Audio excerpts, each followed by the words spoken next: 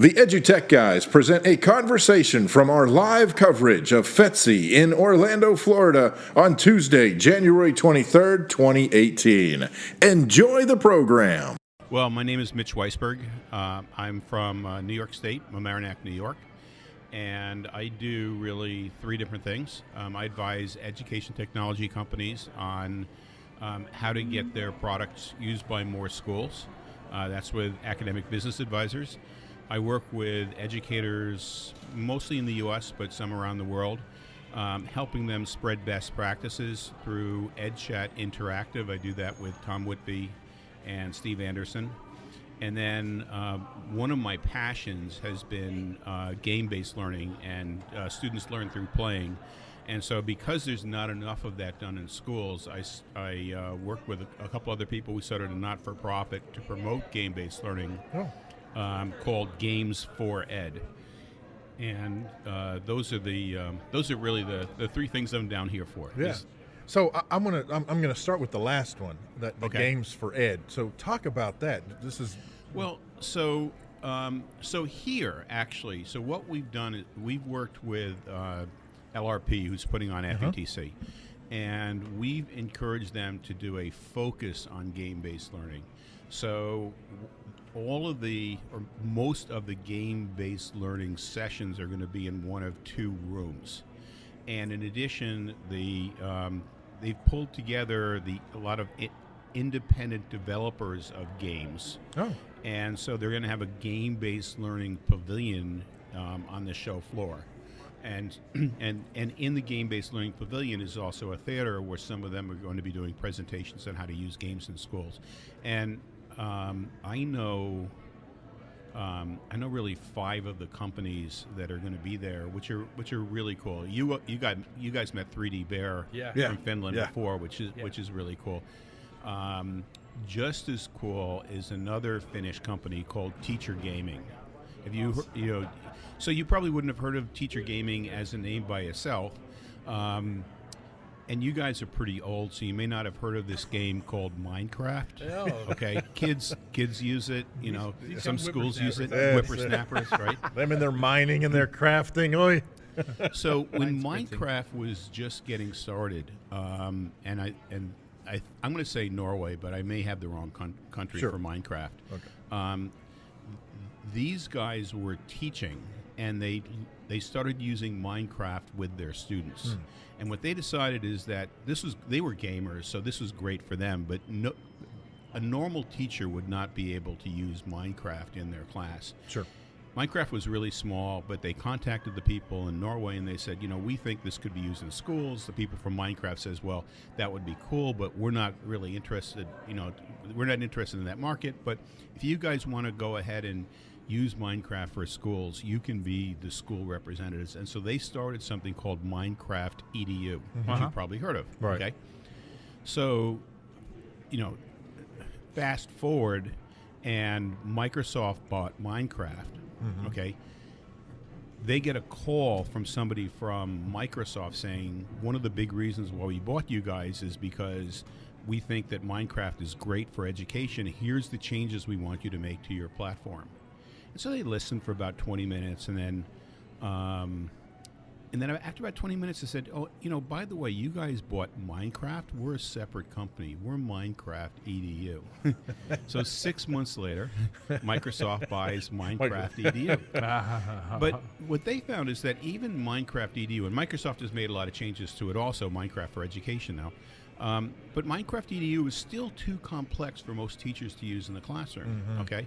And at the same time, they looked at the games that were being developed for education, and a lot of those games, or most of them, they're better than taking a test, but they're not the type of game that a kid is going to go home and say, I'm going to do this because I just love doing it. Right. Exactly. Yeah. So what they've done is they've made agreements with a lot of the really popular video games that kids just like to play.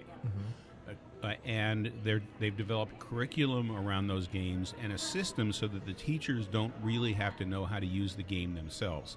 And so that's called the Teacher Gaming Desk. And they're here in the Game-Based Learning Pavilion also. Oh, cool. Wow. Really interesting people, a really interesting system. Yeah. Okay. So that's the second company that's down there. Another company is out of Canada called Agents of Discovery.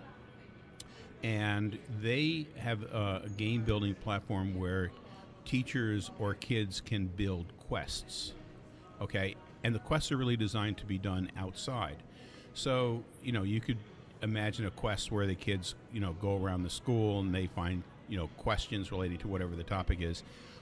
They let me use their software for my family for Thanksgiving, and I built an after Thanksgiving dinner walk around the neighborhood, whereas as we're walking around the neighborhood, what pops up on people's phones is a puzzle that they have to solve about the family. Like pictures of 4 people in the family. Which of these are lawyers? Or a multiple choice. I mean, it doesn't have to be multiple, but this one was multiple choice. Which was the first cousin to get married? And so it was kind of like a fun thing that we did as the family after Thanksgiving. So that's Agents of Discovery. They were developed. I'm saying they're Canadian. They may not be Canadian, but they were, because it was National Science Foundation funded them. So they're really cool. Amplify is going to be there. Amplify has a lot of new games. They're always really interesting. And then there's a 5th company called Weeboo, which is from the UK, and they've built a game that will either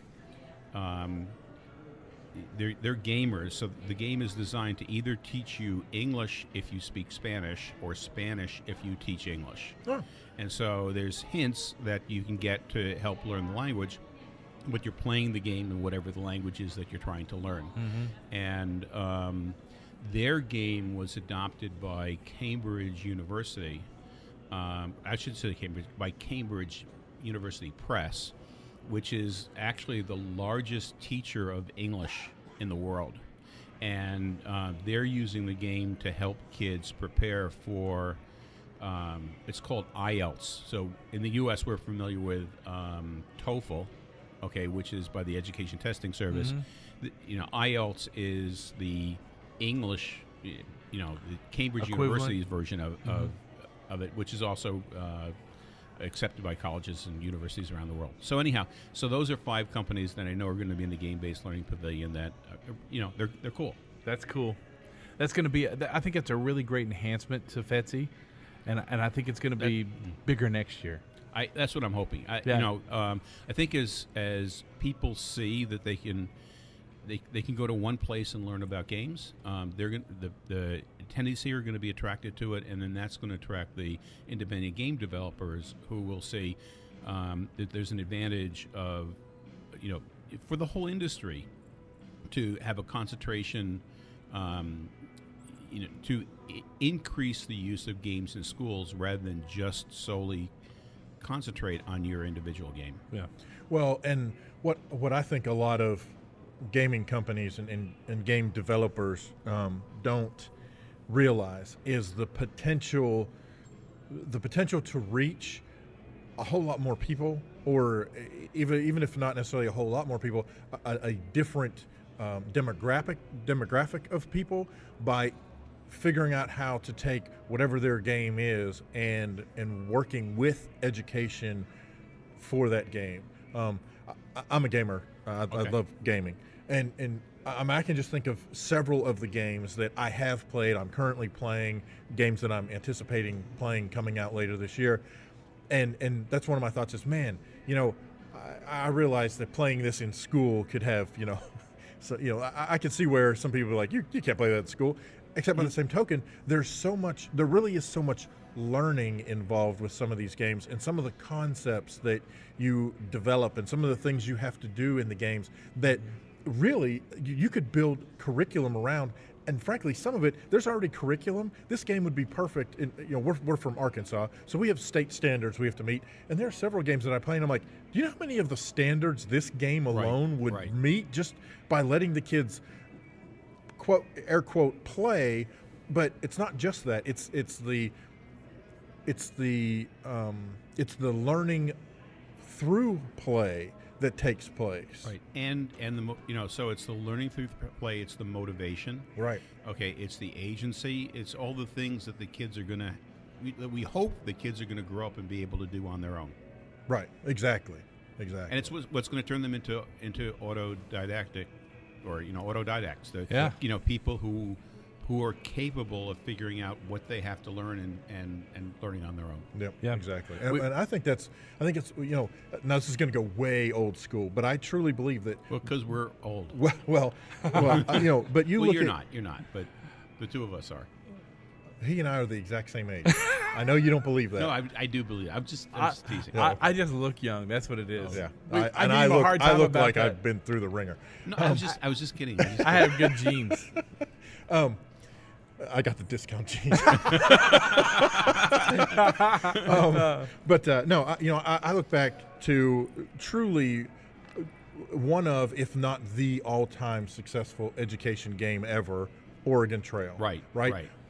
Was the appeal that it was this education game? No, the appeal was that you had things you had to accomplish, or things like don't die, or try to keep your yes, exactly.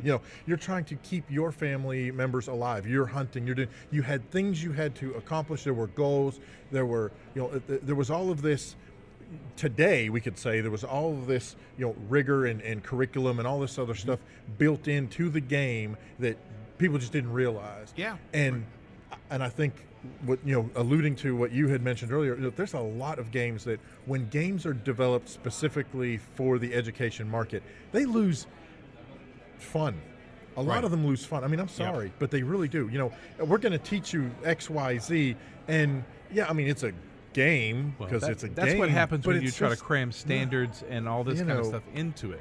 Yeah. Well, you're more worried about getting 65 concepts across in an hour's playtime than Right. I'd like to throw in there, just to show my age, if it wasn't for Commodore VIC-20 and a Commodore 64 and Intellivision, one of the first gaming consoles I played, I would not be an autodidact. I would not be the person to just, I'll find an answer. Just point me where you need to A to B. Okay, well then I will. That's what we do.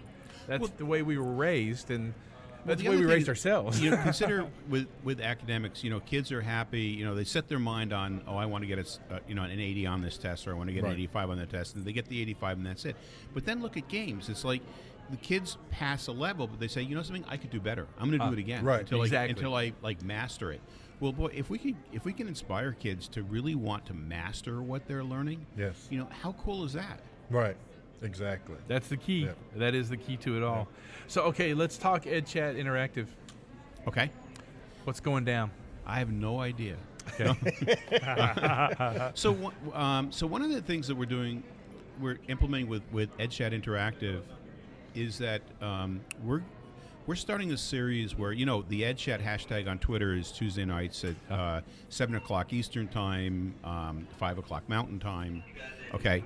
So those are on Tuesday nights. We're going to be picking some of the most interesting questions that people have been talking about on each EdgeChat each EdgeChat, and then the next day we're going to give people a chance to delve deeper into them by talking with whoever the moderators were on the Tuesday night. Yeah. But on Wednesday night, to actually get into video discussions about those topics. And That's I think awesome. the first one is going to be February 7th. Okay. For EdgeChat Interactive, and then the other series that I'm excited about is we're doing a series with a group called the Friday Institute. Friday Institute is part of the University of North Carolina. They help schools transform, and they're doing a series of 3 sessions around their techniques to talk about with administrators and educators about what's working and what's not working in school transformation. How do you avoid the pitfalls that schools run into? How do you make it go? How do you make it effective? How do you customize it, because no two schools are exactly alike. You can't do it the same way. And so we had the first one 2 weeks ago, which was an incredible discussion. And then the second one is going to be in mid-February. Cool. And then we're going to do one in March with them also. So Awesome. those are two EdgeChat interactions. And then you guys, we have to have you back. We'd love to Yes, come back. yes, we've definitely got to get back. Okay. We're talking about the different sessions that you've had and the things that you've got going on, and you had Monica Burns on the other day. Right. Well, this is a little while ago now. And I tried so hard. My internet.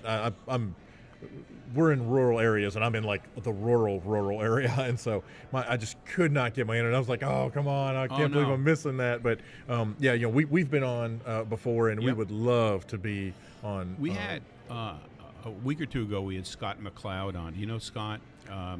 He teaches at University of Colorado, I think.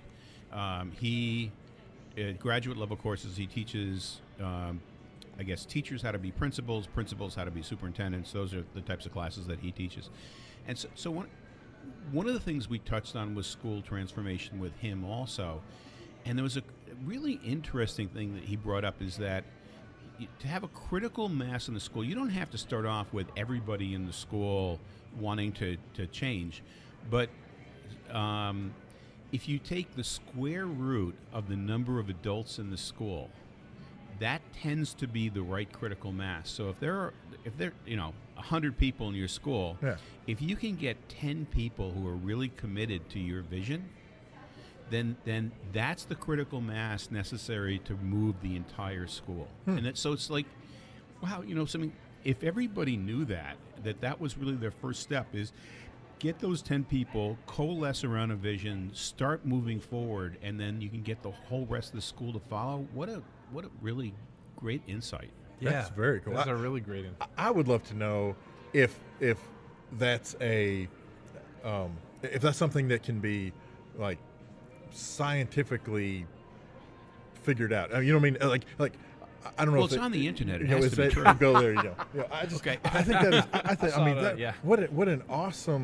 What an awesome premise. Well, so that, if you're able to figure out that essentially, and I realize it's going to be, there's going to be a little plus or minus to the good or bad, but still, if that's the thing, that it's the square root of the number of the educating adults in the building, I mean, that gives you a number to shoot for. You say, okay, right, I need to get 7 people on board because I know how, I've got 49 people in my district, or the other direction, I've got, 225. I need to get 25. I hope my math is right. Yeah, but, I need to get 25 people, on board. I know where to go. I mean, I have an idea. 625, I think, is 25. Okay, so whatever that is. Yeah, I think it's 15. Sorry. But, it's one of those things where at that point, and so at that point, you start to think about, okay, I have these people. So if you have something you're trying to get going and affect that change, some of the folks you already have in mind who are going to jump on board and may already be on board. So you say, okay, well, I've already got this number of folks. Now, I think I could probably bring this number of folks, or just through education and whatever other, So he didn't pull the number out of a hat. It came from somewhere. And, just sitting here talking about it, I can't remember where it came from. I was just... But I don't think you'll ever get a hard scientific number. No, but, right. But Well, it people, came from studies. Yeah. It's cool, that is right? fascinating. Yeah. Fascinating. So that is awesome. Man, Okay, well, so cool. what's the plan for you for the rest of FETC? For the rest of FETC, I go around the exhibition hall. I love doing that. Yeah. I'm pulling together information so I can do 2 or 3 blog posts because I really enjoy, writing about things and blogging. And I hope to hit some of the sessions, but I always get pulled into great conversations. And I guess probably my favorite part of FETC is the poster sessions, because you get people who are really inspired, doing inspiring things, and you get to talk to them one-on-one. So, going and spending some time with the people doing the poster sessions, I think that's my FETC. Yeah. That's awesome. That is awesome, man. Very, very cool. So, and you guys are stuck here talking to people like me. Hey, you know what though? It's really rough. Let me tell you. Yeah. It's funny at night. Like this year, I was just looking at the schedule. We have 2 open slots left on Friday. Wow. Yeah.